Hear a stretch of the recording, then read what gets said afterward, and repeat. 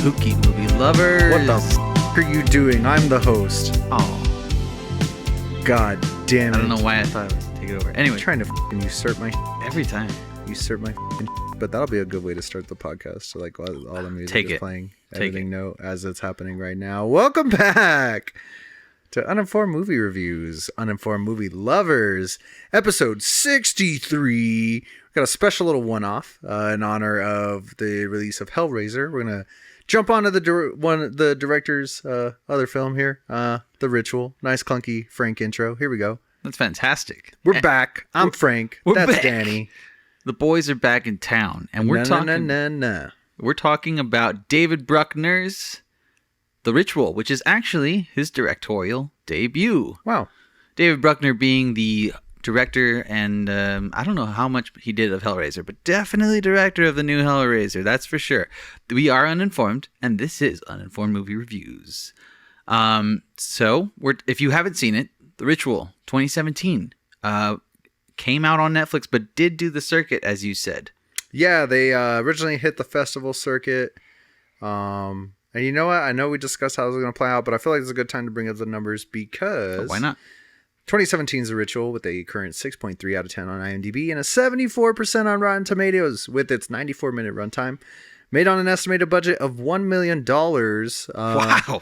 Only worldwide gross an initial release of $1,785,977. But they did sell the distribution rights to Netflix for $4.75 million. Okay, so they made it back. But wow, dude, this movie was done on $1 million budget. That's incredible. Yeah. For how this movie looks. I mean, there is so much in this movie that looks like way beyond $1 million. There's practical effects. There's like on-shot locations. There is at least one star that I know of. I know there's another that's pretty big in the UK, but and I mean so many set locations in difference. I don't know. It's crazy how you could do this all under $1 million. That's pretty impressive. And it all looks really good. Really pro. Yeah. I mean, the color palette of this film is just amazing. So dreary. You know what I mean? Yes. And I love how there's that transition from like the beginning, the color palette, nice and warm, and you know, it's everything's like golden almost. And then once after a certain tragedy happens, then everything's definitely changed and kind of desaturated. Oh, yeah. Nice and a little bit washed out and sad. It's beautiful. Yeah. So just a little bit behind this, directed by, like we said, David Bruckner. His directorial debut. This movie was also executive produced by none other than Caesar the Chimp himself and Andy Serkis, also known for being...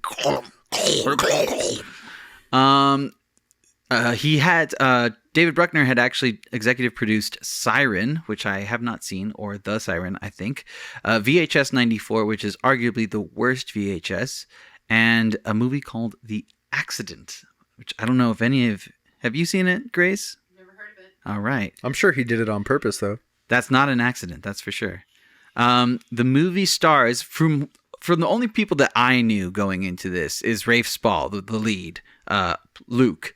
And I'm sure you recognized him, right? I had to look it up on IMDb because I was like, where do I know this guy? He's got one of those faces. Oh, Hot Fuzz. That's nice. Yeah. Funny enough, he's in the entire Cornetto trilogy. Really? Yeah. In Shaun of the Dead, he's one of the guys that works at the electronics store with Shaun. And he's just like, you know, you got red on you, or he's like that cheeky 17-year-old. Yeah. He was a lot plumper back then. And I didn't see him in The World's End, but I think he's like one of the hooligans or something. Like, are you talking about like on your recent visit to The World's End? Oh, yeah. Yeah, that's right. I did just come back from Jolly Out England.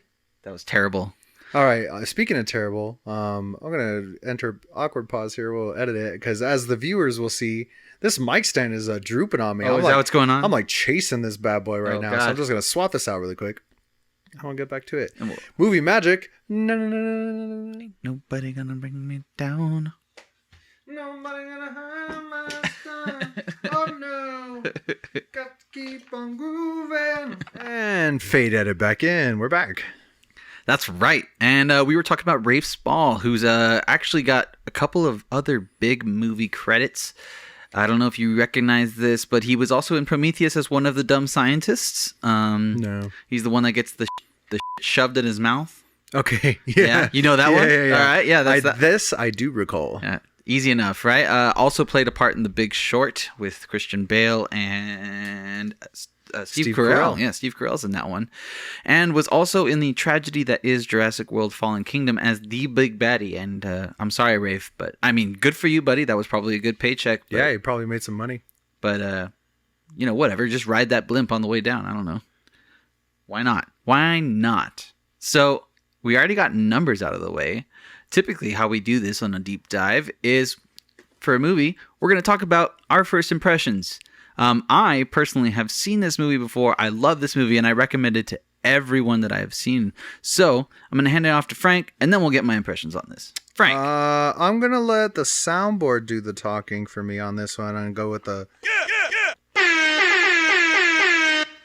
Damn. Dope. So dope. Yeah? Very excited. Do you agree with the ratings? Because I think the ratings are are a little low. Yeah. I was shocked to see the ratings, especially that 6.3 on 6.3 out of 10 on IMDb. That's unfair. Even 74% seems way too low. That's unfair. Like high 80s at the very least. Especially for what I guess wasn't intended to be a direct release, but for something to just pop up on Netflix and be that good. I don't know. What did you think? I know you loved it, but like, what were your impressions of it? It was so exciting. Just getting in, like, I feel like the biggest thing, and like comparatively, not to step on the toes of Character Limited Extended too much at this point, but like, first like maybe 10-15 minutes in, I like turned over to Grace and I was like, I already care about these characters so much more than any of the characters in Hellraiser. Like I'm invested. Like, yeah. Like, I know that most of these guys are going to die, and I'm going to feel it. Like, yeah. I was so excited. The monster dope, the fear solid. Something about like forest scary. Yes, special scary because you're just surrounded, and it could be anywhere. You know, so many cool scenes, so many cool moments. The score's dope. The score is so really visually pleasing. Like, I'm. Like, I was trying to think about complaints. We were talking about the ranking right now. I don't think I have any. Maybe I'd have to watch it again. I don't think I have any complaints. All day, I just watched it last night. All day at work, when I saw people, I was like, yo, have you guys ever seen The Ritual? You need to watch it. I try and like promote this movie as much as I can. Leave work right now. We'll all walk out on this bad boy and we'll all go watch The Ritual. Also, I don't give up. Yeah. Deciding that you're leaving your job and then like telling everybody, including the management, is one of the best releases. I'm glad we're at the same page in our lives professionally right now too. What a pleasure. What a great way to work. I was telling someone, just a quick sidecar, but like, if there is a heaven, a cosmic heaven, I want it to consist only of the moments of my life that I relive where I'm between jobs and have a job lined up, where I'm just like, oh yeah, this is great. Just sending emails like right now, like, yeah, what are you gonna do? Sure, fire me? Yeah, do it.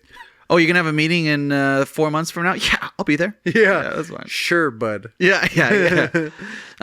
So, dude, I totally agree. The chemistry between the five originally, are amazing. Whoopsies. Are amazing. Yeah, that was one of the coolest parts. The, like, establishing moments of, like, even them talking in the city and planning, but, like, them walking through the woods. It feels like dudes who have known each other for a very long time, just like shooting the knowing each other's like weak spots to pick at. For sure. Like, it all just felt so natural. And even the transition is natural because you know that like when they're hanging out and they're planning like the lads trip or whatever, you know, boys night out. There's obviously like a little bit of tension between one or all of them. I'd say like between noticeably Luke and Dom, obviously, because like Luke's just like Dom's not who he used to be and stuff like that. Yeah. And that is even, I mean, you can even tell in the tone shift of their friendships as they transition to the mountain. Now, we've gotten out of the way that we both love this movie. I'm going to get this out of the way. If you've clicked on this and you don't know what The Ritual is, this is a movie you do not want to spoil for yourself. So yeah, I would highly recommend, as much like before you leave, drop us a like, share, and subscribe. I'll let Danny do the whole spiel right now. But get the hell out of here. go enjoy this fantastic film, and then come back and enjoy the ride with us.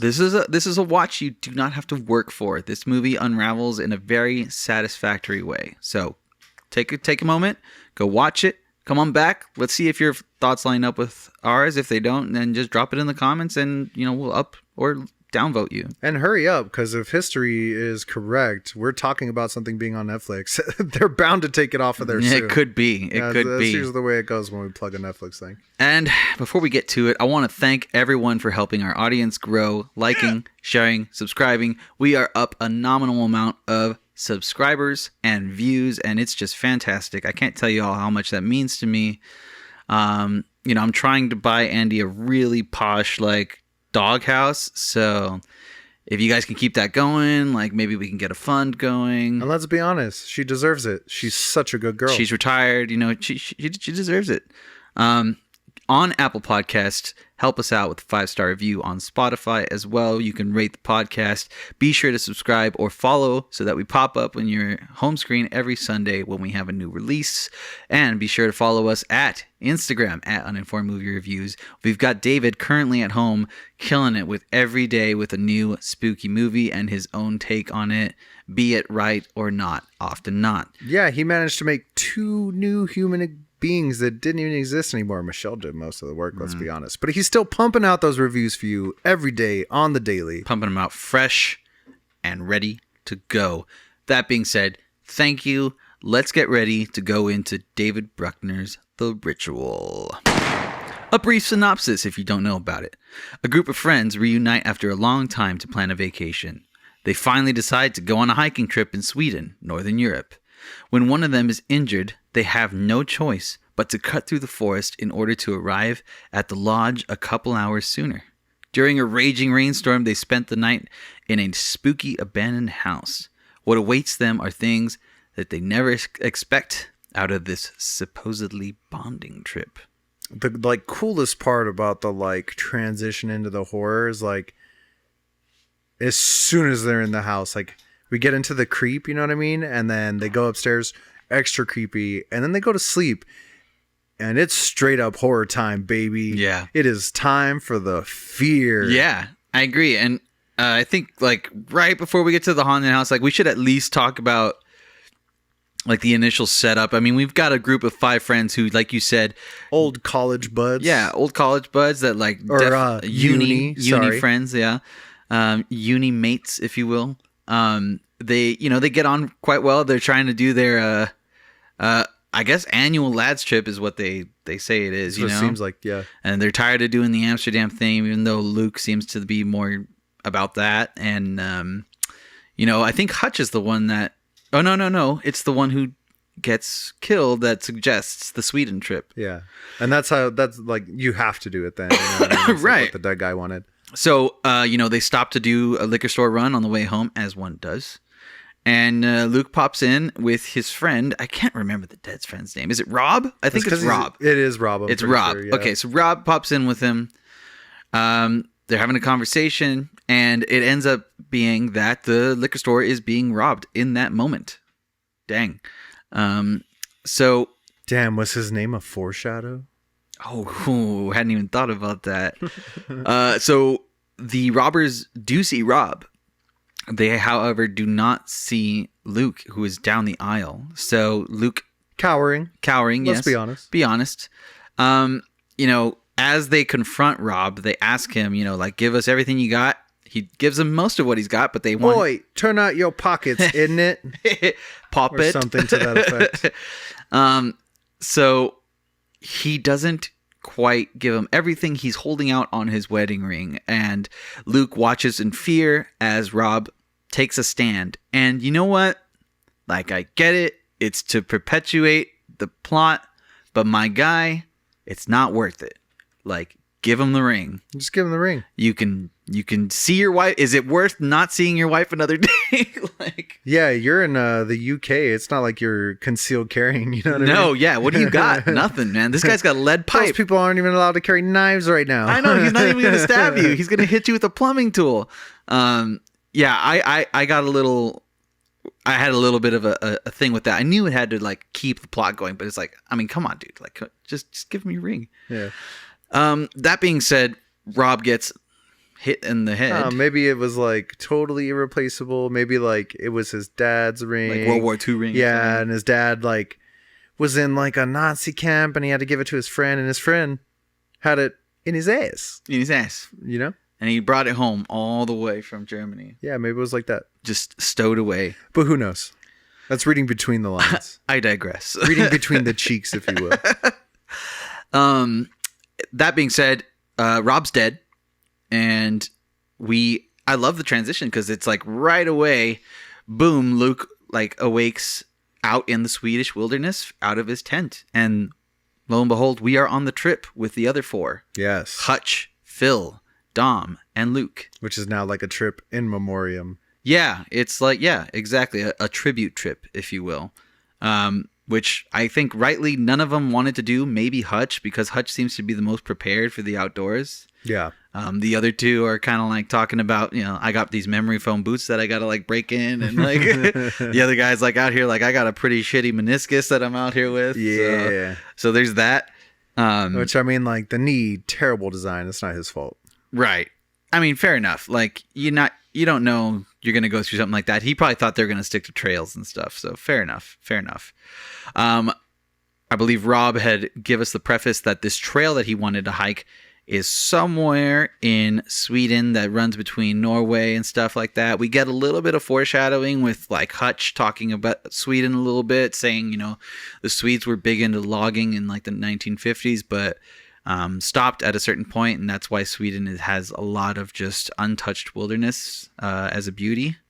A little bit of a fun fact that I found out, this movie was shot on location, not even in Sweden. It was in Romania, wasn't it? The Carpathian Mountains of Romania. So that was a little interesting. I mean, I have seen Sweden and it looks similar, so I was like, okay, yeah, I bought it. Or so they'll shoot like anything deserty in like Southern California and just call it whatever they want. You know what I mean? Yeah. It's movie magic. Yes. So they're starting the hike. They make it to a certain top point, and right at the ridge, they decide to make a memorial cairn for Rob. Frank, do you know what a cairn is? A stack of rocks and It's a stack of rocks and an ancient stack of rocks and that actually goes back as far as prehistoric times. Wow. Yeah. Like the dinosaurs. Not so far back, but that's dino DNA. How did the dinosaurs Bingo. stack all those rocks with their tiny little arms? That's how they did it the best, intricately. So the cairn, they dedicated to him. Cairns, function as markers typically now, but they were like anything from a burial mound to like a historical marker to whatever. It's cool. That's very interesting because I always thought of a Karen as like a middle-aged white woman with like a short haircut, just like screaming at me at work. That can also be a memorial, huh? Or a navigation, I guess, which way you would look at it. Huh. Today I learned. Today you learned. And so once we get past this moment, they start plotting out where to go next. I think a lot of the guys are just, they want to go through it with Rob, but they don't seem too stoked to be there. They don't seem like outdoorsy fellows. It's like the thing where you're like in the planning and you're like, yeah, I'm down. And then you're out in it and you're like, yo, it's cold. How much longer do we have left on this thing, man? Like, I'm good. So they're attempting to get to a lodge past this hiking trail, hopefully by nighttime, as one would try.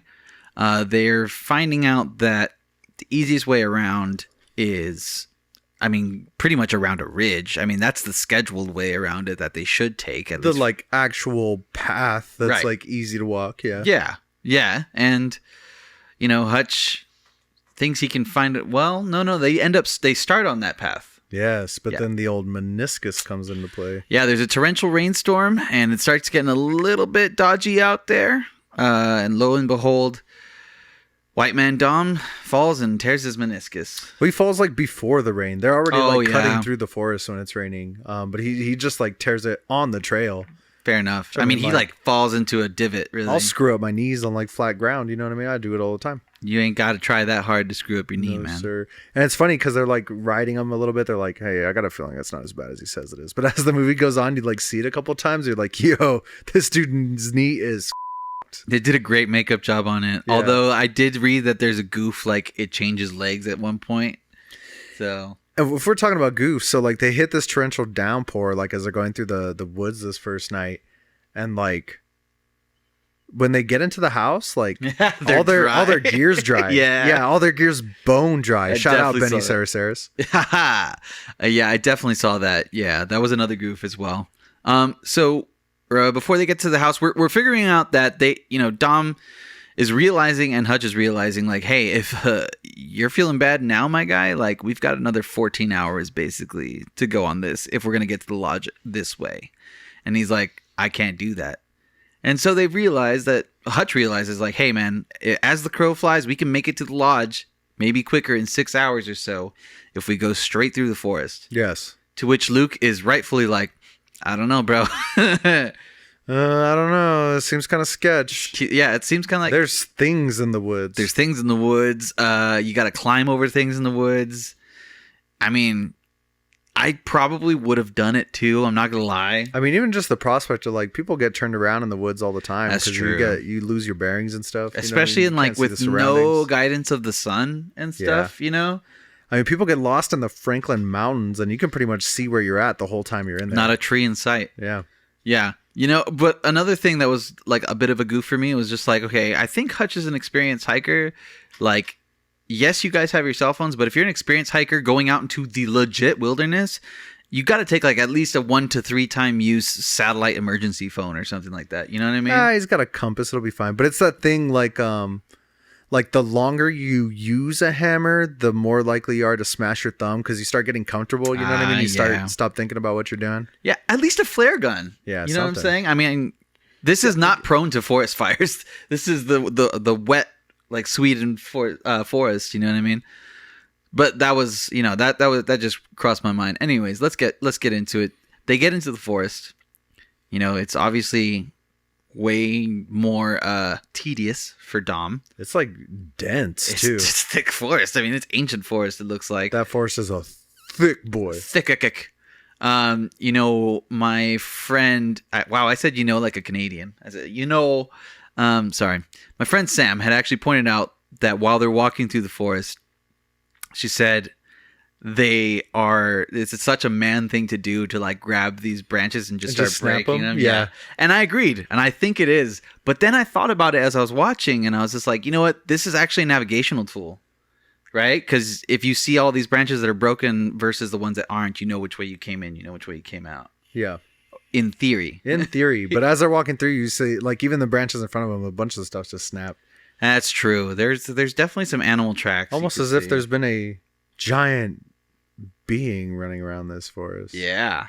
Huh. And lo and behold, we stumble upon a flippin' elk that's something like 15 feet in the air, I'd say. Yeah, it's pretty high up there, just kind of like impaled on branches and eviscerated. Disemboweled and eviscerated and impaled on branches in almost like a ritualistic manner, it looks like. Whoa. So yeah, it's that was almost a Will Smith. That is a Will Smith. There you go. Keep my wife's name. Sorry. We all know what happened. You saw. Yeah, you saw. I don't have to finish that one. Anyways, so Luke rightfully pulls out. It's like, I don't remember this scene.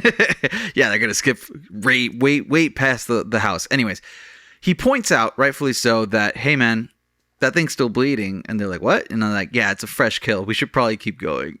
Smart person. Yeah. They're starting to notice that they feel like they're getting turned around a little bit. Yeah. In here, everything kind of seems like the compass doesn't work at a certain point, so Hutch's navigational skills kind of go to shit. And still at this point, they're like, okay, nobody panic. Everybody keep your shit together. Like, we're going to be fine. And then it starts raining really, really hard. Yes. And then it starts getting really, really dark.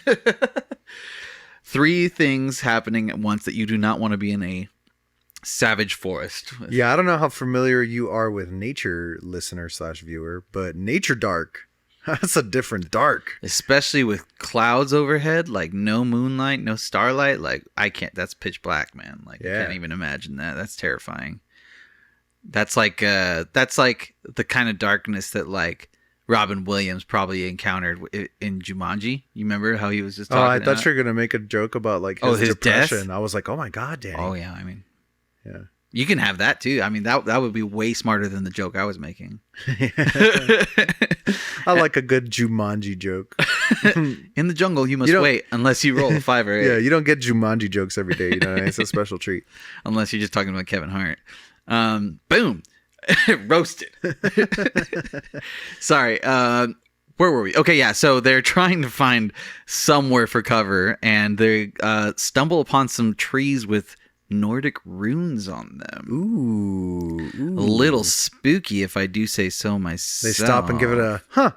Look at that. Huh. That's weird, right? And I was looking at some of these runes. They are part of Nordic runes. Last rune on one of them is of the I'm gonna butcher this, but let's try it out. Futhark, which is ancient Germanic alphabet called Odal or Athala. It is pronounced O and means property. Ooh. Yeah. And then another one is symbolic for elk. So that's interesting, I think. Elk property. Doesn't seem Pardon the yawning. We're this is a late night edition. Frank didn't have a second coffee either. No. So they get to the cabin.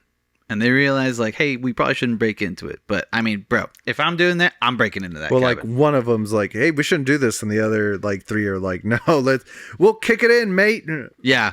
Gung-ho. I mean, I would kick it in. I'm going to be honest. I would break into that house. Do you think anyone lives there? I was about to be like, I wouldn't. But in the moment, I'd probably be like, no, we need to get out of this rain. I'll pay for this man's door. Yeah.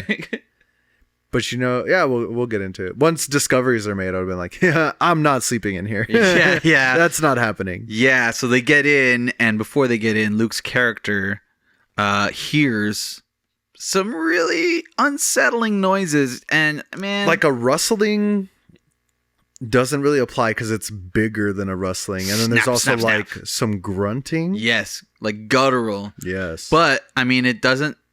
It sounds far and not so far at the same time. Like, I listened to this movie with my surround sound on, and it was just incredible. The sound design is amazing because it is directional, and it's just like you notice how close the monster gets with time.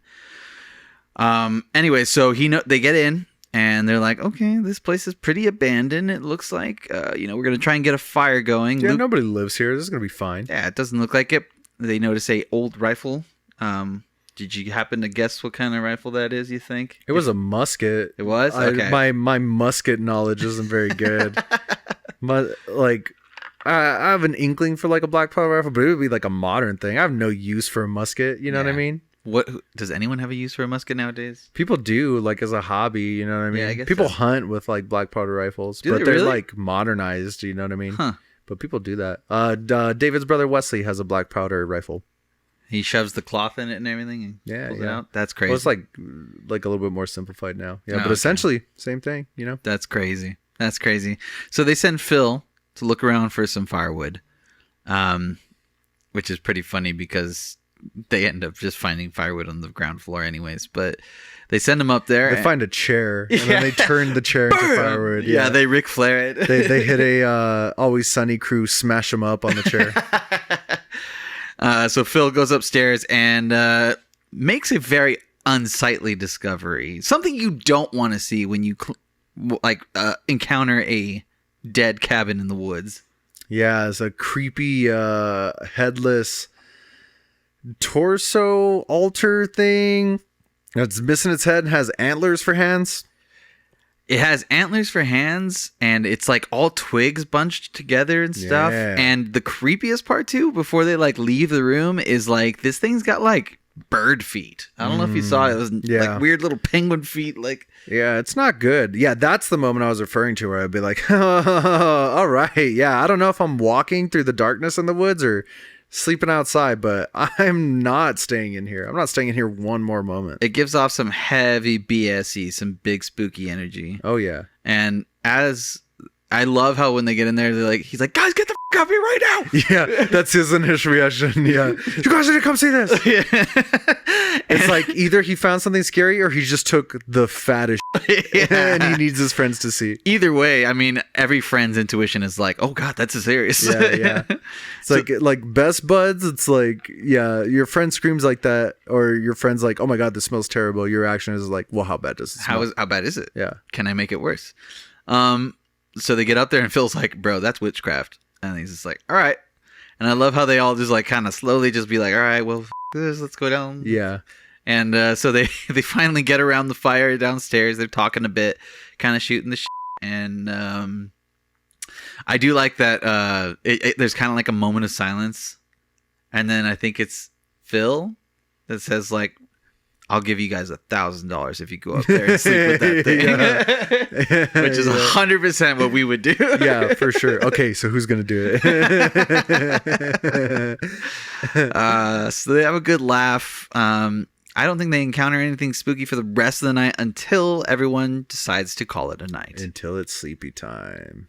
And then we get our first just well done. These dream sequences are really well done. Man. Oh yeah, like particularly Luke's, obviously, because I think that's the only thing that's the only ones that like we see as the viewer. True. Yeah. And we have to wonder as time goes on if they are dreams or if they're just hallucinations caused by something. Yeah, I took it as like we'll refer to it as like the creature monster. Yeah, I'd say the creature. Right? Yeah, like, that's fine to say. Feel like it's the doings of the creature, you know what I mean? Like this is one of its abilities, almost like it's ripening of you in the fear. Very reminiscent of It. Yes. Yeah. You know? Yeah. Like it wants torment. Yes. And I mean, maybe that's just part of hunting, you know? It just wants to sweeten the meat.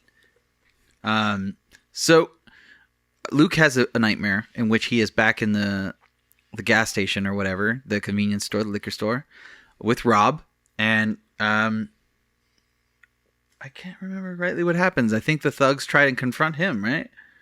I think the thugs, they like look at him dead in the eye. Like after he replays the death, and then the thug actually sees him. They meet eye to eye, and then the wall just kind of bursts through. And that's a real shot. Yeah, it is not CGI. I was like looking at it, and I'm like, dude, I think they've got this wall on rails. And it like shoots way back, and it's amazing. Like they were in the forest the entire time. They like replicated the lighting, and then they shot that wall back on like a hydraulic or something. That must have been so much fun to shoot, dude. That looks so cool. You know what I mean? But yeah, I mean it was really well done. I think at that point though, that's right. The wall flies back. Mm-hmm. And then the trees behind the wall, like you see something scurry back, and Luke looks down, and his shirt is just full of blood. He's got these like 4 or 5 like punctures on his chest, like something with nails just went straight through his chest. Which is he's very cool about. It almost looks like, you know, those like backyard tiki torches. It looks like somebody stabbed him with it without the torch being in there, just 4 times perfectly. And he's very cool about it. I mean, he's like, oh, you know. But I'd be like, what the heck? Yeah. So he wakes up to Hutch screaming. Mm-hmm. Yeah, Hutch is screaming because Luke wakes up outside of the cabin. That's another thing too. Hutch is screaming. He runs inside to see what it is, and Hutch has like pissed himself, rightfully so. I mean, Hutch is screaming bloody murder. Whoever the actor is that plays Blurty Mutta. Whoever the actor is that's portraying Hutch has like a great death curdle, man. Yeah, yeah. When it's finally time for him to go. Yeah, that guy can scream, man. And his screams are pretty terrifying. So, you know, he runs in, he sees what's up, he wakes Hutch up, and Hutch is just like, I mean, had the worst nightmare of his life, I imagine. And that also goes for Dom, who's in the corner, but he's like dreaming with his eyes open. He's like hallucinating, saying Gail, like his wife, you know? Yeah. Then like obviously like in fear, and that's the first shot you get of his knee, and it looks terrible. That's right. Yeah, you do get to see it, and I mean it's huge, swollen, fat. It's just crazy, man. It's crazy. And then they have to search for Phil. I don't know. I don't even think they hear Phil. They just search kind of for hear him. him. Like whimpering? Do they go look for him? They hear him like whimpering. I'm pretty think sure so. They hear him whimpering, yeah. And they find his jacket on the stairs and stuff, and they go up, and Luke opens the door, and like one of the first creepy sequences of the movie. I mean, yeah, you see Phil like buck naked, just kind of covered in oil, almost, just like offering his hand up to whatever that idol was. Yeah, like on his knees on the floor, just shivering naked, and mumbling to himself too. Yeah, I love how it's really up. Yeah, it's fantastic. I love like how Luke is just like, Phil, like, what are you doing here? And then like Phil's just like, I don't know. Like that's like, oh god, that's pretty. It's pretty good, pretty well done. So he gets him up, and he's like obviously a little embarrassed. They get downstairs, and they're just like, okay, we out of here. Yeah, like this is next level. No time to put the coffee on, no time to stretch out. Like, we have to go, we need to get out of here. Upon leaving the cabin, they see that they are completely surrounded with trees with multiple runes on it, way more than that were visible last night. Luke pointing out that this looks like a warning, and there's a clear path next to it. However, it's not in the direction that Hutch pointed out is the way of the lodge. Dom, though, thinking that he knows best, or just being tired, rightfully so, and scared. High stress situation, plans go out the window. He decides to take the path that's open right there, which is fucking stupid. Yeah, right? Like, as a viewer, you're like, a bad idea, because his argument is like, path means civilization. No. Game trail, maybe. Yeah, not necessarily true. Yeah, so I guess against everyone's best wishes, they choose to follow Dom down the path because that's just the way he's going. And, it's an arduous path. They end up circling right back to the cabin, causing much frustration because Dom's knee is not getting any better. If anything, it is getting quite worse, and they continue, or Luke at least continues, to hear noises in the background, almost as if they are following him. So that's... they kind of just like wander around the woods for a while until they realize like they're still not getting anywhere, and it's getting dark again, right? Right. It is getting dark again. That's kind of where things happen. Well... Or did they have the fight first? They get to a head where they just like, everyone's pissed at Dom for taking this path. They should have listened. And then Dom like just kind of lets go and like lets go on Luke unfairly, I think. Yeah, especially because the thing is like they're frustrated because Dom like let him down, like obviously not the right path anymore. And he's like, oh yeah, well you let Rob die. Like out of nowhere, very much just like, like a very stinging partner move. You know what I mean? Like they had that one ready to go. Yeah.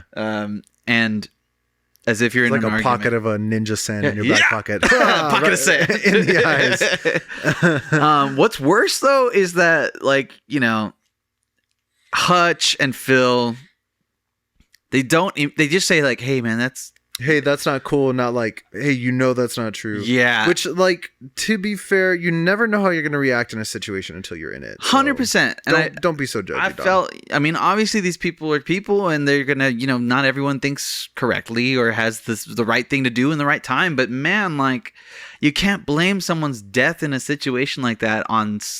Like, you could have lost both friends if he did. Yeah. You know what I mean? And the phrasing of it, I feel like, was really sharp, too. You like, let him die? Not a drop of blood on you. Yeah, right? Yeah.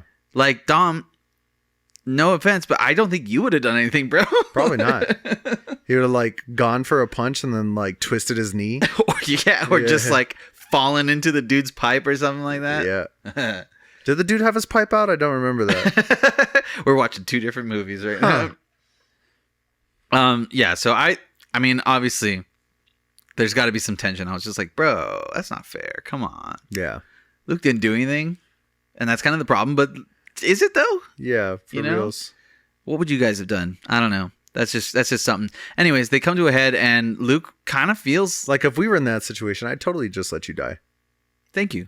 Yeah. That's what I would want. I don't want you to risk yourself in a situation in which we're probably both gonna die.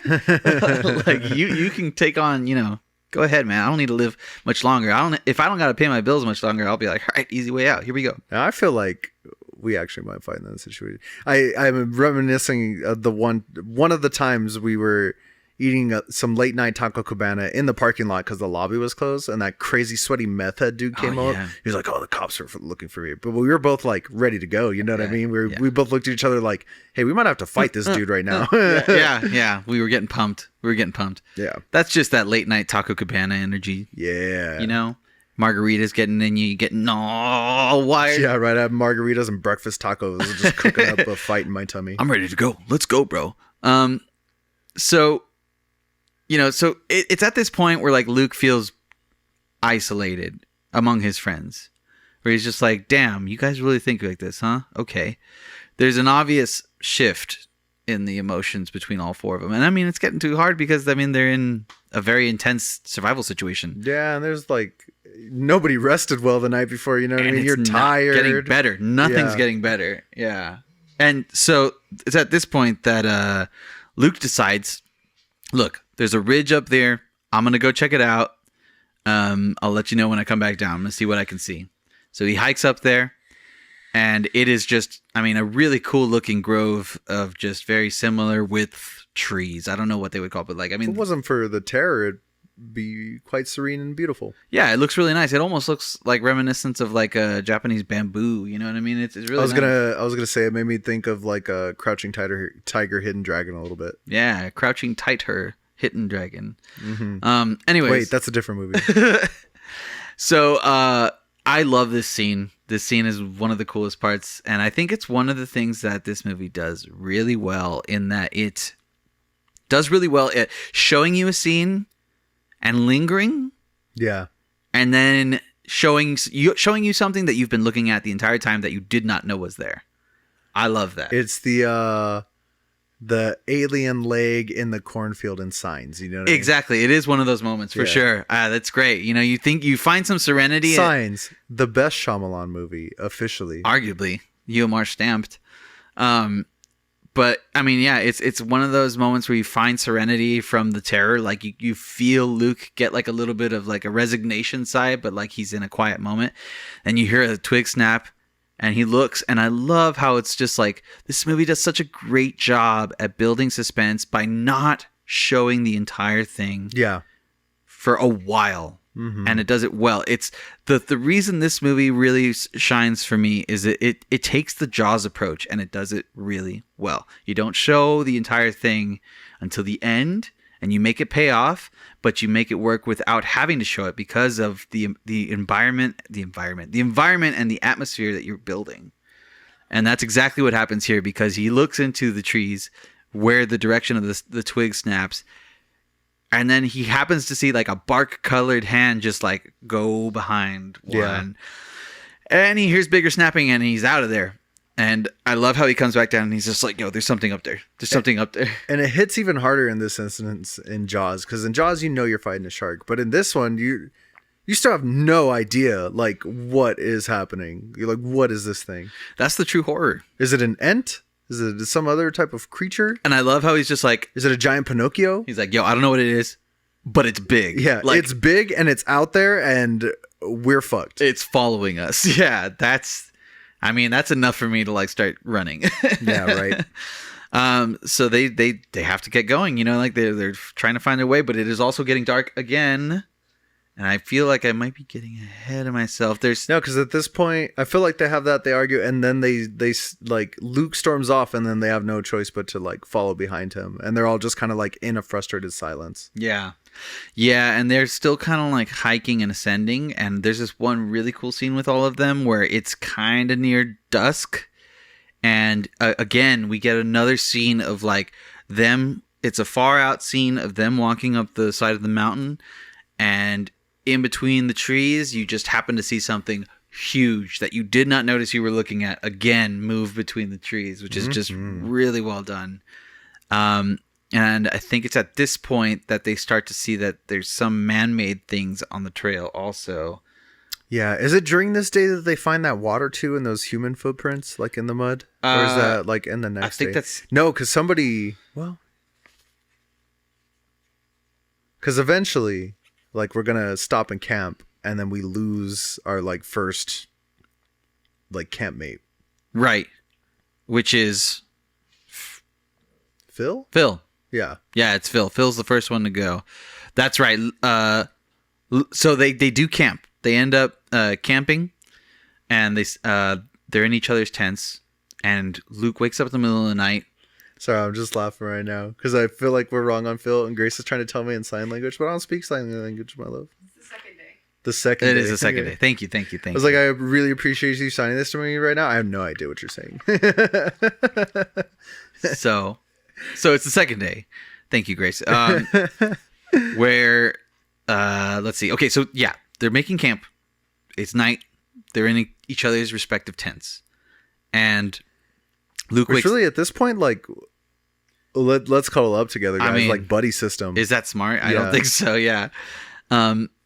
Luke wakes up in the middle of the night and hears something gigantic moving around, like breaking more than just twigs, breaking logs. I mean, even in the dead of night in the woods, like I've had raccoons around the tent. Terrifying. It's terrifying, dude. It's terrifying. Oh my God, something's out there.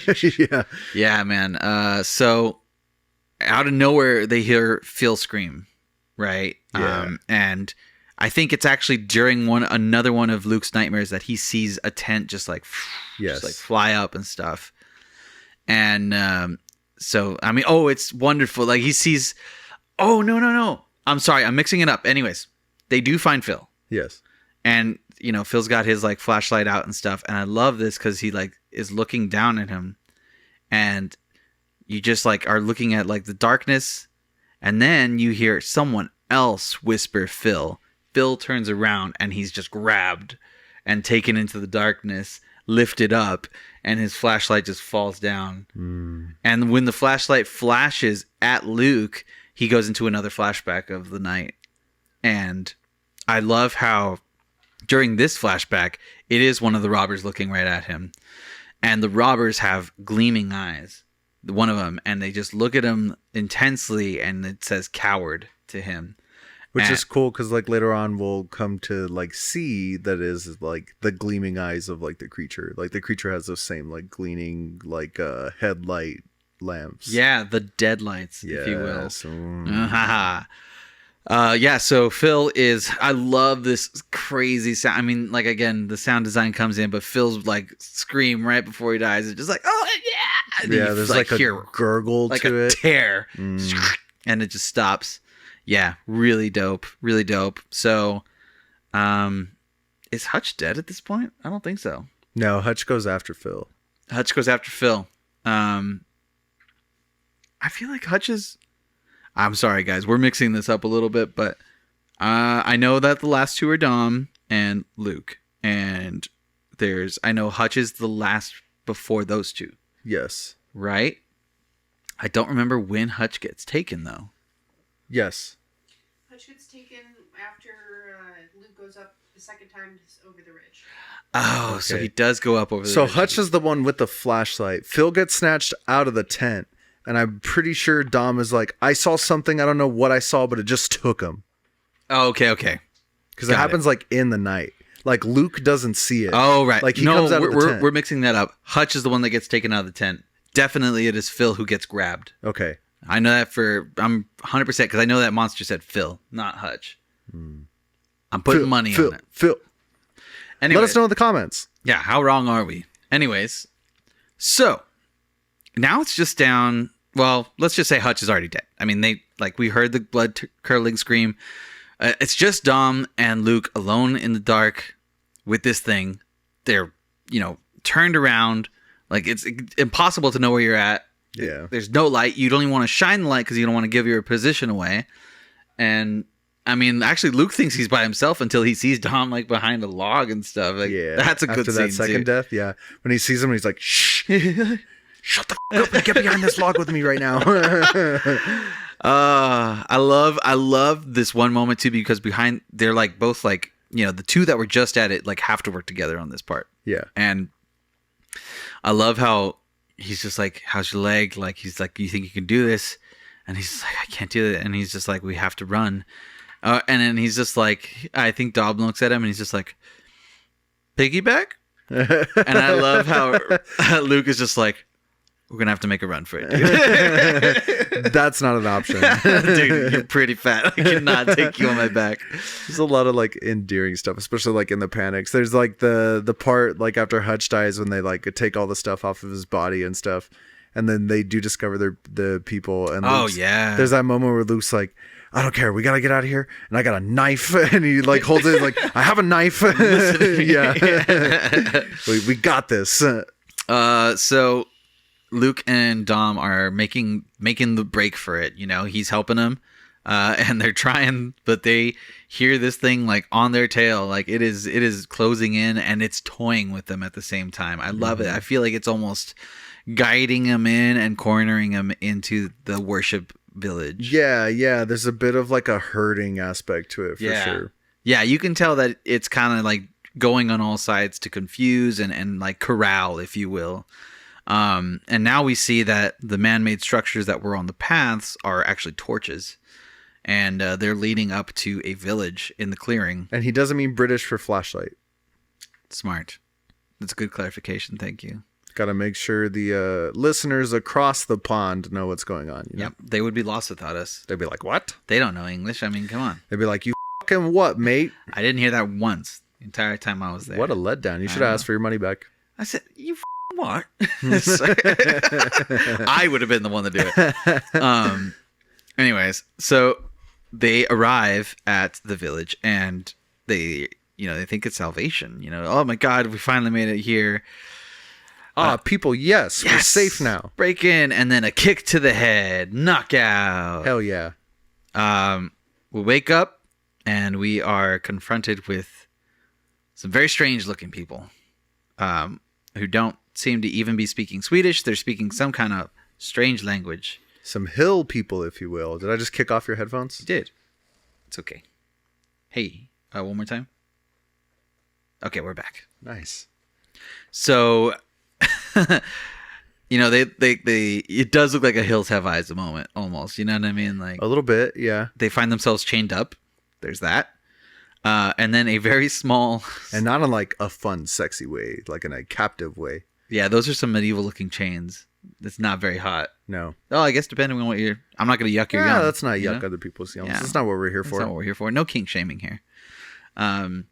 So this little old lady, I would say a hag. She looks like walks in. I feel like that's fair. Yeah. What else do you think? A crone? She looks like a crone. She walks in, huddles in, and she goes up to Luke.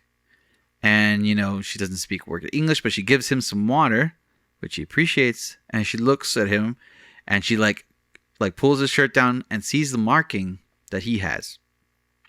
And he looks at her, and he's like, what? And then she kind of pulls down and shows her ugly old boob. No, I'm just kidding. She shows the marking. We've seen worse boobs. I have seen worse boobs, yes. We've seen worse boobs together. We have. I mean, we're talking about Portland, right? Yes. Yeah, that'll happen. That'll happen. Nice lady, though. Microwave out on the lawn. The most hospitable method I've ever method.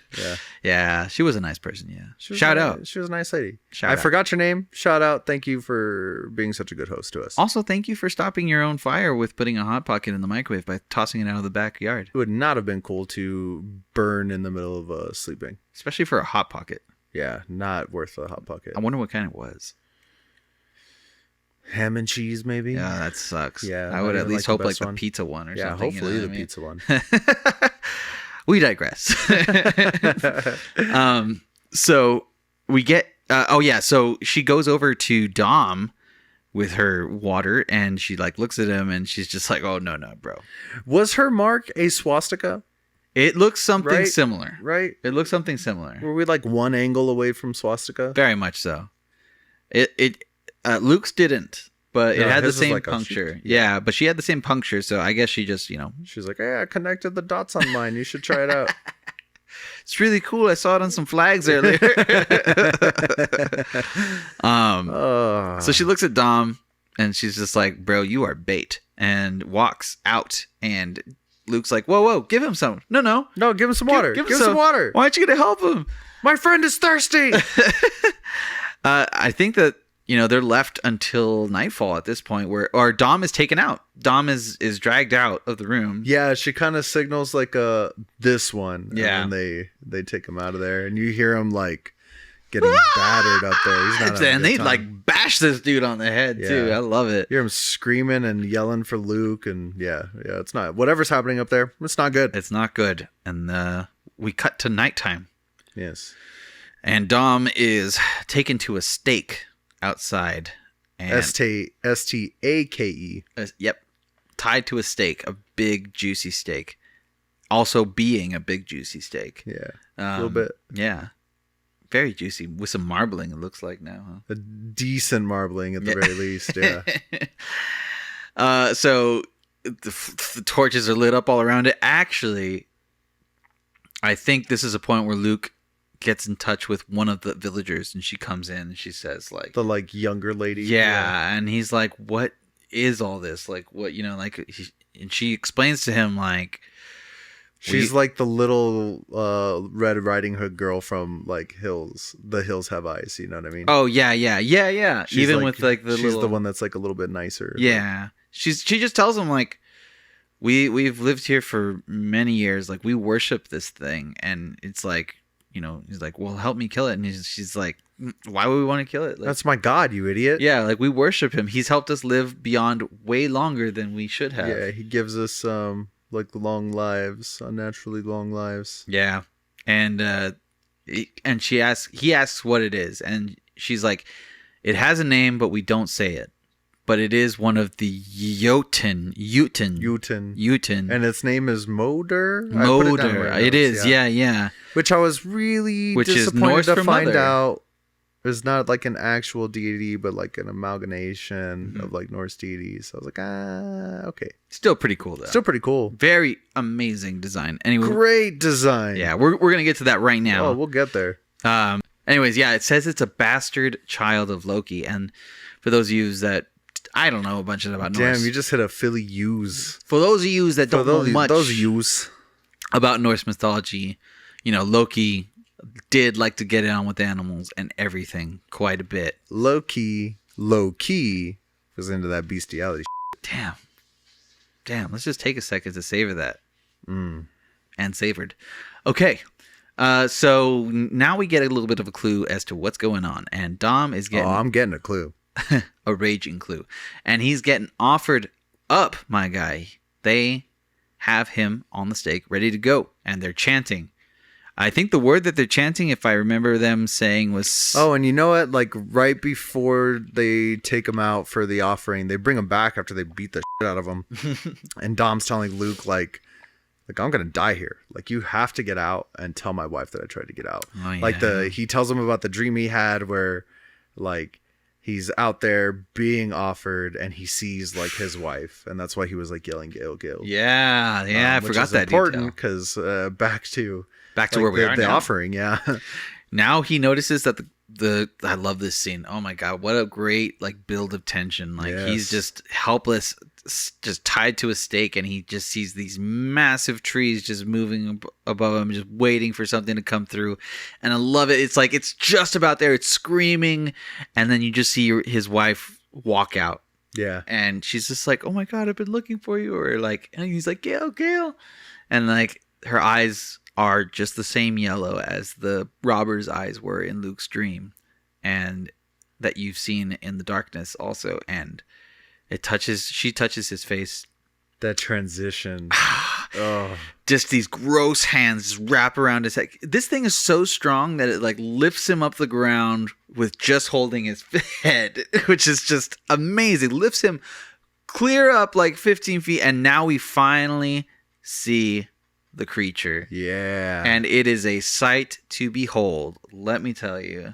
Yeah, man. The cool, like, weird disfigured elk body with, like, that human torso on top so of, weird. like, and yeah, man, it's nuts. My audio description could never do it justice. Like, really, if you haven't seen this. With like and you listened all the way through, like, you're an idiot. But, I guess give it a Google real quick, like, if you're unfamiliar, because Jesus. Like the like we said, yeah, it has that idealistic torso on top, which I guess is the crest of its head, and in the mouth-ish area, it's just a blackness, almost like Cloyster from Pokemon. Yes, you know what I mean. Yeah, that's actually a really good description. Yeah. Looks just like that, and it has these crazy little human arms that come out, and it's amazing. Yeah. I mean, and then the it eyes, the Pennywise eyes, those those yellow eyes, and just a giant elk body. It's just insane.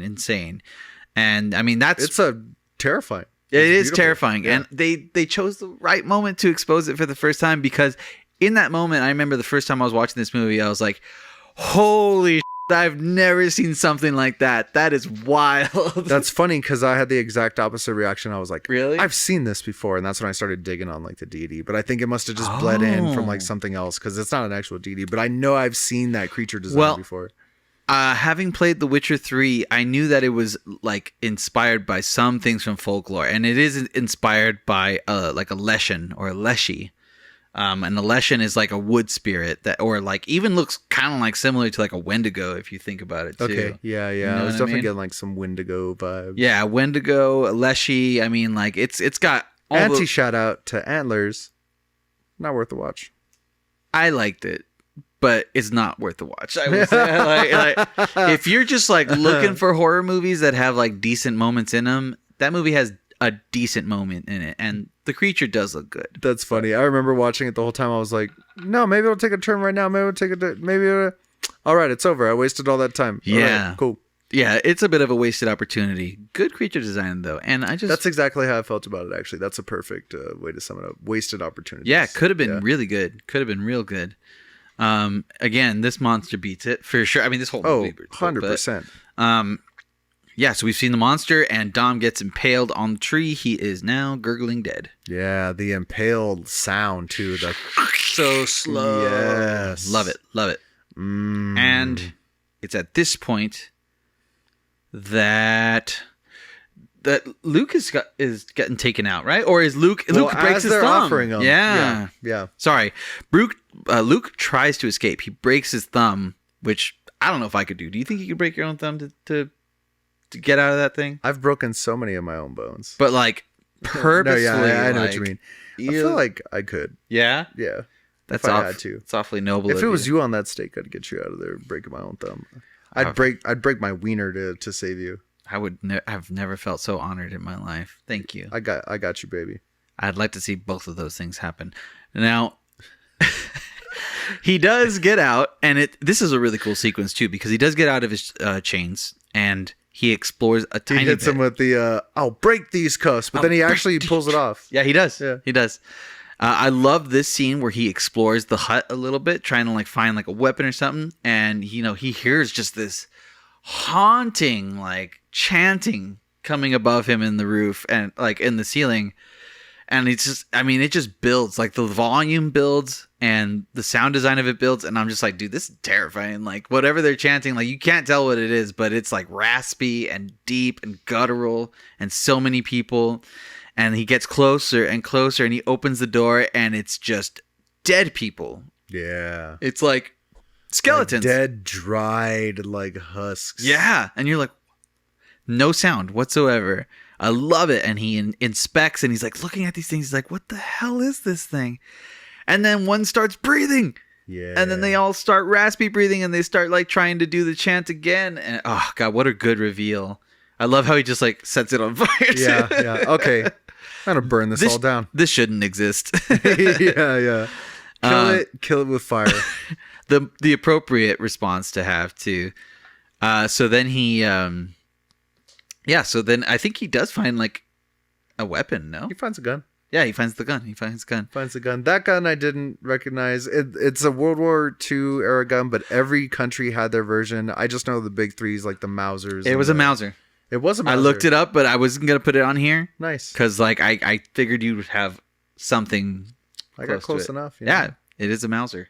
And I love that bolt action part where he's just like, "Arr!" Yeah, even my Mosin Agat, like that bolt gets a little finicky. You've shot it. Yeah, it is. Sometimes you have to like, yeah. If you've ever shot an old like World War II bolt action rifle, I mean that is kick, my guy. Yeah, it's kind of like getting kicked in the shoulder, but in a really fun way. Yeah, it's fun. It is a really fun gun to shoot. So that's a cool scene. He kills one of the knobs, and they keep going on. And I think actually they like stop him, right? Well, he comes down the steps and he runs into the aforementioned hag, and then he hits a Nicolas Cage and just socks her in the face. And I remember what a good comedic moment. Yeah, man. I remember going, yeah, yeah, because it really just brought back memories of The Wicker Man to me. Oh hell yeah, dude. When Nicolas Cage is running around just beating the shit out of all those ladies. Yeah. Spartan kick, boom, punch in the face, boom. And I love it too because the music even stops when he sees her and she looks at him and it's just perfect comedic timing. Bam. He one punch dropped that old lady, man. Yeah. But then I think he's overtaken, right? I think he tries to get out, and I think he's overtaken. There's like a tussle ensues. He shoots that one guy when he finally gets the thing going. And he's like going back and forth. He has to jump through like a burning wall at a point. That's true. But all I remember is... Does he get in a fight with the dude with the axe? Because he gets a hatchet. He gets the hatchet, and then he hits the creature. But actually, that's right after, like, I think the creature's pissed off. Like, first off, something's not going right. And I know that it actually starts, like, taking it out on some of the villagers. Like, it takes out that one girl's eyes and stuff. It's and like, you idiots. Yeah, and starts roasting them, literally. And I remember that, and I remember, like, there's a moment, I think, where the creature is looking at Luke, and it's not wanting to kill him. I don't think it wants to kill him. I think he wants to turn him into, like, a believer or something like that. Yeah, he obviously wants Luke to, like, worship him. Which I guess does something, you know what I mean? Like, there's a purpose that he keeps these people around, and maybe, like, he needs the worship. The god needs the worship as part of its survival as well. So I get it. If we stop believing in Cher, then she'll lose her power and die. So I'd imagine this thing is like the same. Just like she believes in love after love, if she doesn't believe in it anymore, there won't be. Yeah. We have to feel something inside us saying... You know what I mean? She really doesn't think it's strong enough, though. Whoa. Man. Anyways, so he gets the hatchet somehow. He smacks it on the torso of that thing. Well, first he kind of runs off as he's like roasting that lady. You know what I mean? He thinks like, that's probably my favorite shot of the creature with the burning building behind it and just like in its full power of it holding that lady up. And he decides to take a shot at it. Oh yeah, mistakenly, because like obviously that little bullet's not gonna kill this giant thing, and it doesn't, but it does piss him off. Yeah, it does. Off. Yeah, it does. Yeah. And then I mean, he like faces off with it, like he like squares off on it. Yeah, it gets a nice stab in the head. They're going back and forth. I almost like that it just like rears up. You know what I mean? I love that it slowly does like this like praying rear up kind of thing, and it's almost like trying to like break Luke's spirit. You know yeah, I mean? It's putting him down in like the downward doggy, if you will, like the praying position. You know what I mean? Like, no, you will worship me. And he gets up, tries to fight it again. And he's like, no, like you will worship me. It's pretty crazy. No, I'm not doing that. And then axe stab, and then there's like that final chase, right? That's where we get into the final chase. That is really cool. And then I guess we find out Motor can't leave the forest. That's what Motor's. That's right. He actually makes it to the clearing, and the Motor's just like, all right. You did it. Dang it. All right, we'll see you next time. Oh, well, that's home base, so I guess I'm going to go talk to my followers. And I really wanted you, bro. Yeah. I really wanted you. And, I mean, there's a sigh of relief, and that's movie. Yeah, right? He kind of just... Because, like, like, two things, you know what I mean? He still has to walk back to civilization. Yeah, he still doesn't know where he is. And then, like... I started laughing at this point because I looked at Grace and I was like, I mean, what do you tell everybody? Like, you get back to civilization. They're going to want to know where, like, what happened to you? What happened to everybody else? Like, what do you tell them? You can't even tell them, like, a bear or ate all three of them? Like, really? Yeah. You know, I don't know. That's a bit much. But, I mean, you got to think about it. If that movie went on any longer, it would have gone too long. Yeah. You know what I mean? Like, we don't need to see him get back, you know? But, I mean, I see what you're saying. Like, but yeah, if it had gone anywhere past that sequence, it'd be like, all right, do we really need to see it? Like, come on. We don't need to see it. Just the idea made me chuckle, man. Just like having to deal with like everything that you saw and everything you went down, and everything you see through, and then you get back to civilization, and then people are like, "What happened?" And you're like, "Oh shit, I didn't even think that far." Like, and even past all do that, I tell you the truth? Because you just put me in an asylum. And even past all that, he's been grieving Rob, and I don't know, maybe he's gonna find a way after this to like properly process all of that. But now he's got to grieve all of his friends, dying too. And probably a little bit of himself as well. Yeah. This is a great missed moment. This is a moment where, like, you know what I mean? What an ending, The Mist. Every time I think about the ending. That is the quintessential ending. Oh, yeah. Like, I love horror movies that end just on a bummer. Because there's not always a satisfying ending. But it's so satisfying that there's no satisfaction in it. Yeah. It's great. You survive, but at what cost? At what cost? You know he's going to have all the survivor's guilt and the trauma. And they'll probably still be haunting him, yeah. Whether in a literal sense or just based on his, like, trauma, you know? So, fantastic movie. I mean... What a ride. Amazing. Holy smoke! There's no flag on the play. The call is as stands. Yeah, legit. A perfect movie, I think. Yeah, little grumps here and there, but literally I can't find anything like story-wise. Goofs and stuff, you know what I mean? But like as a quality of a film, besides those couple of little faux pas, like I dare you tell me what's wrong with this film. Visuals-wise, sound design, score is great. I mean, plot. Awesome monster design. Monster design's amazing. And I mean, practical effects are cool. Like when they find the dead people and stuff. Like I was like, wow, there's prosthetics in this thing too. I mean, there's practical effects and all that. Yeah, I mean, how you do this under $1 million is just beyond me. That's amazing. So satisfying. And then you have like tons of movies come out with huge budgets just in the bed all over the place. Marvel. Yeah, that's exactly what I was talking about. So, The Ritual. I give it the UMR stamp of approval. Definitely worth watching. You? I recommend it to everyone, all of you. Tell everyone you see, watch The Ritual. I can't wait to watch it again. Yeah. It's a yearly watch for me now. Like for Halloween, like it's a great spooky time. I'm capital S stoked. Yeah. What did you think about The Ritual? Did you enjoy it? What are your problems with it? Leave a comment below. Send us email at uninformedmoviereviews@gmail.com. Find us on the street and tell us how you feel about it. Don't find me on the street. I don't want to talk to you.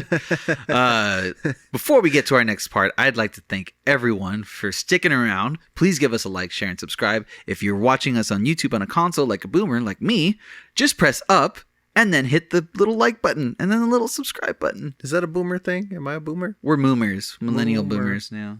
Yeah. I'm okay with it. Yeah. Apparently people aren't on YouTube anymore. I don't know. I think that's bullshit. I don't know. We're on there. I'm on it all the time. We are on there. That being said, follow us at Instagram at Uninformed Movie Reviews or Twitter at UMR Podcast. Check us out anywhere you find podcasts. Uninformed Movie Reviews. Get your parents on it. Get your grandparents on it. We're out there. Yeah. That's gonna lead me to telling Frank what's coming up. Frank, what's coming up? Up next, we have... Just kidding. We don't have a No That's Interesting today. That's interesting. Instead, we're getting wrecked. Wrecked. We're giving you recommendations. Yeah, not a ton of movie news we were jazzed about. Did you say manoovies? Manoovies, I might have. My brain is fried. Yeah, not a ton of movie news. There was an Ezra Miller update, but that's David's domain. I don't feel like stepping in on his domain. Does anyone really care? They're going to stick with Flash. Yeah. That's all that matters. WB's going to WB. They don't give a crap about anything. Yeah. Apparently WB, they don't give a shit at all. They don't care. They're like, wow, we put a lot of money into this. Apparently WB stands for what, bro? Yeah, exactly. WB is essentially like, we hear you. Here at Warner Brothers, we hear your concerns. But we give no Did you guys see that there are donuts in the break room? So instead, we're going to hit you with our recommendations of the things we've been viewing. Danny, what have you been checking out? What do you recommend? Well, I recently did a rewatch of Midnight Mass. Mike Flanagan's Midnight Mass. Frank, have you watched Midnight Mass? The series or the movie about Whitey Bulger? That's Black Mass. So you're talking about the series. I am talking about series, yeah. I feel like I started it. Let me just say, it's on par with The Haunting of Hill House. Okay. Now, Bly Manor is a slow burn, and I Andy disagrees with you apparently. Bly Manor's not that great. I don't think that it was a good follow-up. It's fine. I don't have any desire to watch it again. It doesn't hit the way Hill House does. No, but Midnight Mass is something all on its own. I will say it is obviously heavy with dialogue, but man, the emotion in this show, incredible. And when the spooks come in, I mean, you just don't expect it, and it just catches you off guard every time. Danny, it's 2022. You can't say spooks like that anymore. I'll say it with an umlaut. Speaks. Yeah, man. I mean, it's always worth watching. Yeah, Midnight Mass, always great. I recently rewatched Haunting of Hill House. I actually rewatched, I'm on a Mike Flanagan marathon, I guess. I watched Ouija, Origin of Evil, which is one of his early movies. Not amazing, still really good, though. And has all the recurring casts that you see from every Mike Flanagan movie. That's fun. Too. Yeah. That is fun. Pretty sweet. I mean, besides that... I'm kind of not on it right now. I need to like get on my horror movie deal right now. You know what? I feel like I've been slacking a little bit. Spooky month too. I feel like you're hitting a little harder than I. We just rewatched As Above, So Below. Still great. Still slaps so hard. Such a great movie. So much fun. So I definitely recommend a rewatch or an original watch if you haven't watched it yet. Cause whoo, it is great. Yeah, for sure. But watching like channel stuff mostly, really. Weird recommendation was re-listening to our Saw ranking because I was like, God, I kind of want to watch Saw, and I was like, I don't know. Do I? So instead, I'm like my drive like to and home from work. I've been listening to our Saw ranking episode. One of the greatest things we've done. Audio quality a little bit rough. We hadn't upgraded a few pieces of gear yet, but what a fun episode to record. Dude, it is one of the best episodes. Tough research phase, but the recording of the episode, I feel like we had a lot of fun. Did we do a Final Destination one yet? We have not done Final Destination yet. We'll wait till Dave gets back to do that. That's a good one. We'll wait till one of us dies on a roller coaster or something, and then that's what the one we'll do. Fair enough. It's going to be hard to do it with just two people. Yeah, what are you going to do? Well, we'll get somebody else in. We'll invite Mary or something. Make a band episode of it. There you go. And then you know what I always recommend that is like pretty much a daily ritual for us. It's very rare that Grace and I miss this, but watch you some Cops reruns. I mean, that's a horror story all on its own. Yeah. Some things are scarier than things that go bump in the night, and you know what one of those things is? A crackhead, y'all. In your own neighborhood. Yeah, coming at you. Yeah, I always get surprised when I see some El Paso ones on there. I'm always like, wow, I did not see this coming. We haven't come across any because we usually like watch pirated ones on YouTube, but I keep telling Grace like there's some good old El Paso stuff. From the there 90s. are. We're gonna and Las Cruces. And Las Cruces. Yeah. We actually saw Las Cruces one last night. Nice. Yeah, there's so many good Cops episodes though. Check it out. Sometimes you're like, that's kind of middle of the road, and sometimes you're like, holy that was a good one. I will throw out I guess it's not technically a movie or a series, but I mean I'm gonna promote another YouTube channel on here. They're much bigger than we are, so I guess it's not really gonna do anything, but I personally every night watch at least one Nuke's Top 5. Oh yeah, that's good. Yeah. I mean, and sometimes it's terrible, but sometimes it keeps me from sleeping. Yeah, like Nuke's Top 5 is cool because you're like, bull. Bull. Oh, that was kind of I can explain that one. That was kind of scary. Okay, I don't know what we're going to do there. Yeah, Tino and I, Tino Castro from Guitar Center, when the schedules weren't so messed up, we'd always eat lunch together, and that was our routine to watch Nuke's Top 5 together. Man. And we'd turn off the lights and get spooky, and like our coworkers caught on, so they made it a habit of like waiting till we're really into it and then coming up and try to scare us. It adds like a fun extra little like 4D dynamic. That's a lot of fun. Nuke's Top 5 is great. Mr. Ballin. Mr. Ballin is also good. Sir Spooks.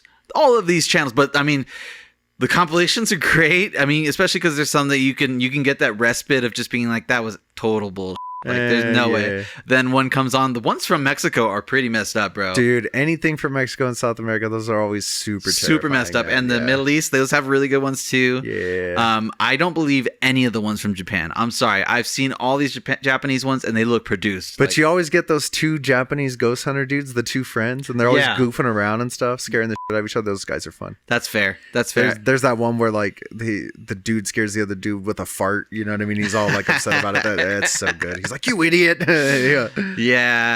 Dude, times. Watch them. I mean, it'll become probably part of your normal routine to watch a Nuke's Top 5. Oh, easily. He's not uploading as much anymore, but like, you just go through the back catalog, dude. There's so much. Each one's probably like 20 minutes long. So many good things. So many good things. That's us giving you good recs. What do you recommend we watch during this spooky month? Yeah. How are you spending your spooky season? Tell us what's good for you. What do you want us to review? There's plenty of time now for spooky season. You got 2 weeks to get up in here. Yeah, let us know. And who knows? We got to schedule November. Maybe we'll extend spooky month out. Who knows?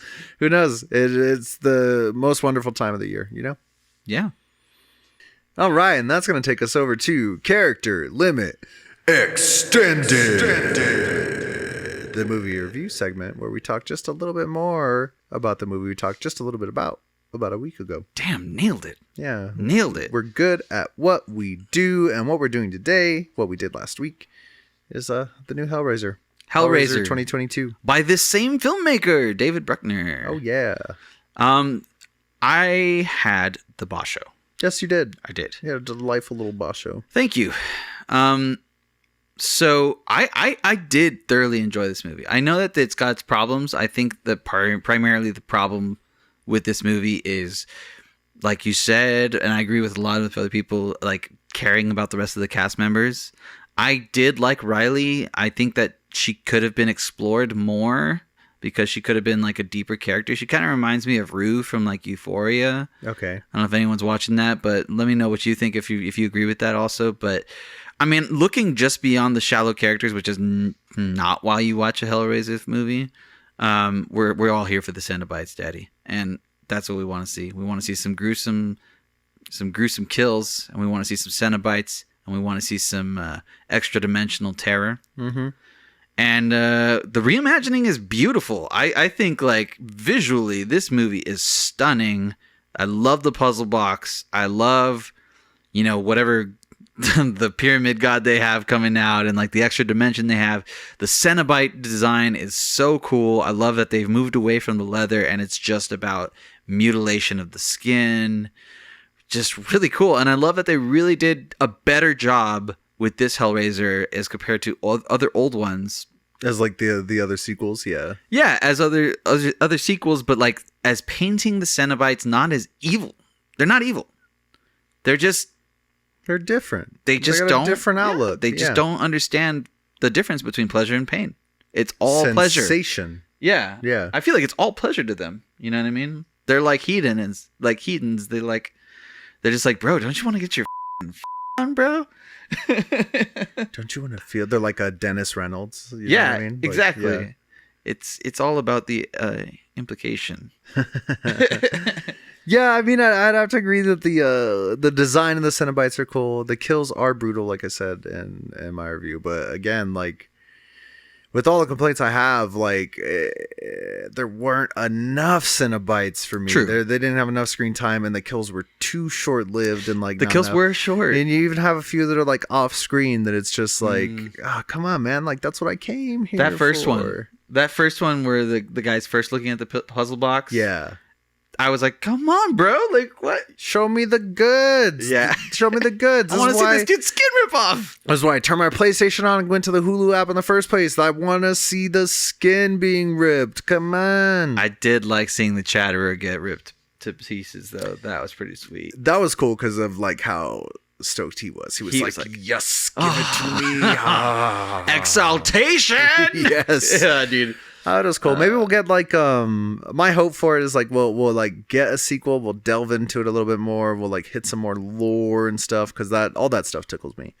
But yeah, I don't see myself rewatching it. I see myself rewatching it, especially if it's in preparation for a sequel, like you're saying. And I don't think it would be that bad.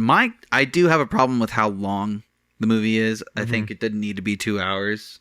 No, it definitely didn't need 2 hours for the amount of like content we got, and I feel like I love the ending of this movie. yeah, it's cool that the big baddie like kind of gets turned into like a Cenobite, and you see him kind of being like, "Oh, I get it now." Like sensation, yeah. Like there is no line between pleasure and pain. It's all just like feeling.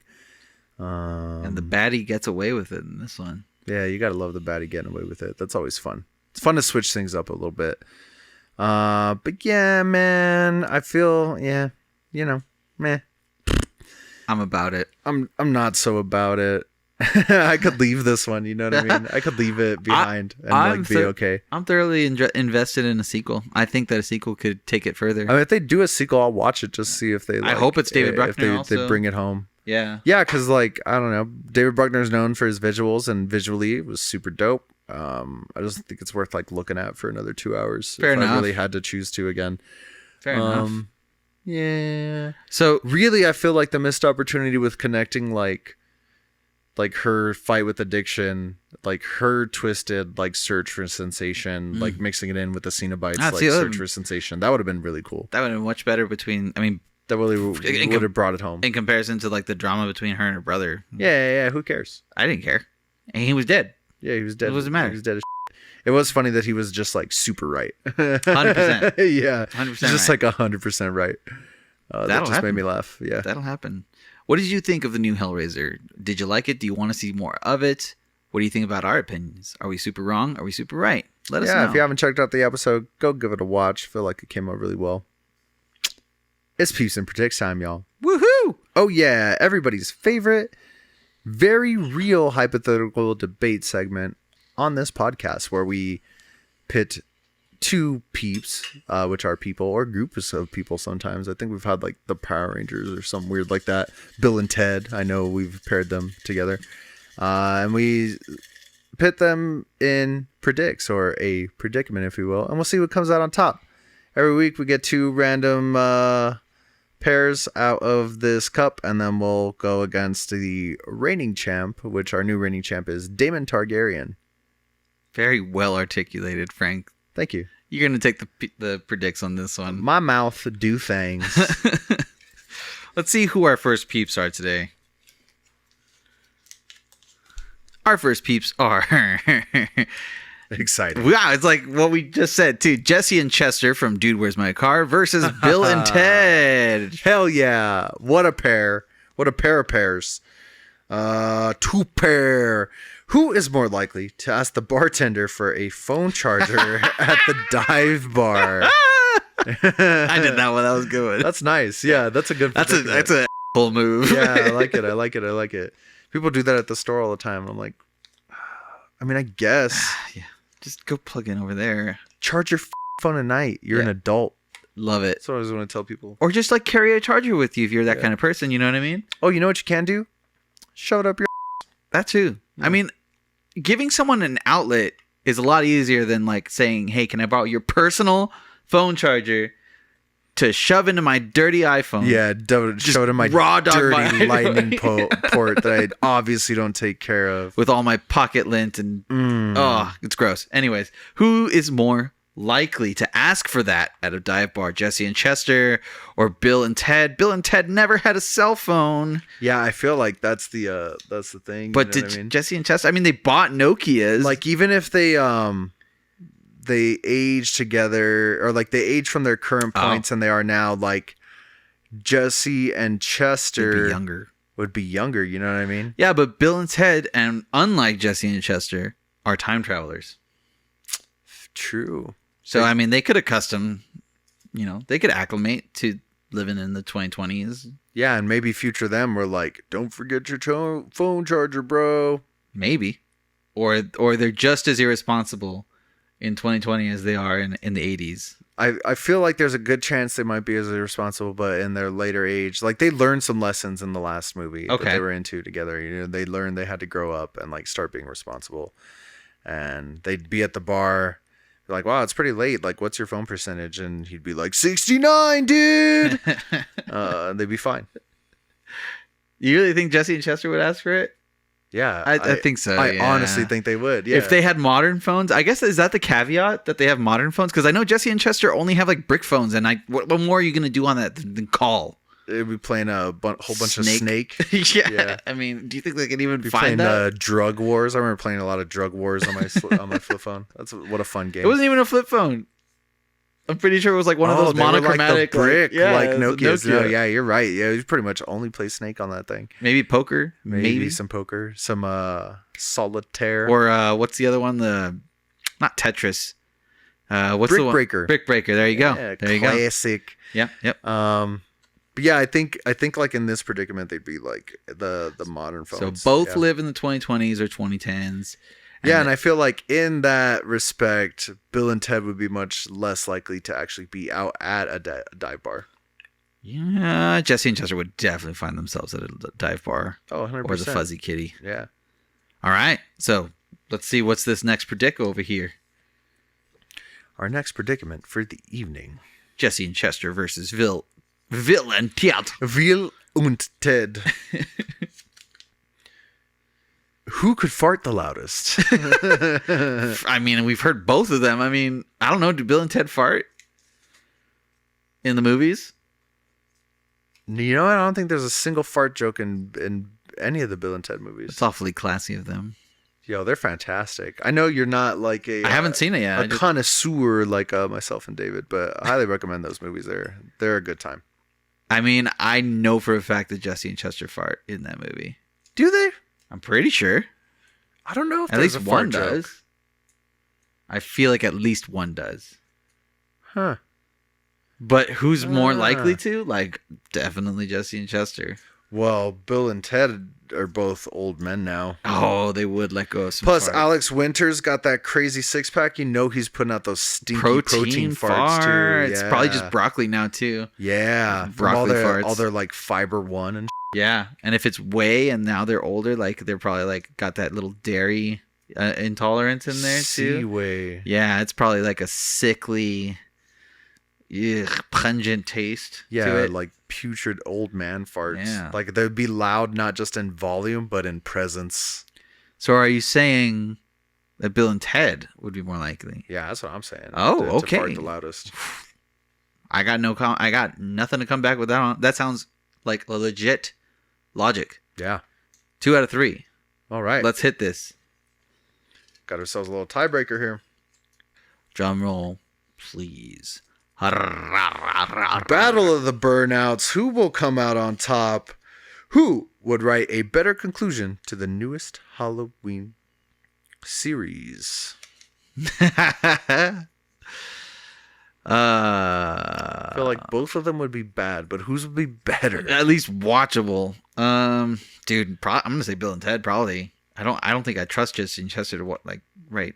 Bill and Ted have more experiences. Like they've experienced more throughout different eras in time. And they have talked to well-written historical figures. And they're friends with death. Dang. Especially if they're writing Halloween Kills. Yeah, I feel like Halloween that's hard to Ends. Like, yeah, I mean, I feel like they're just more well-traveled.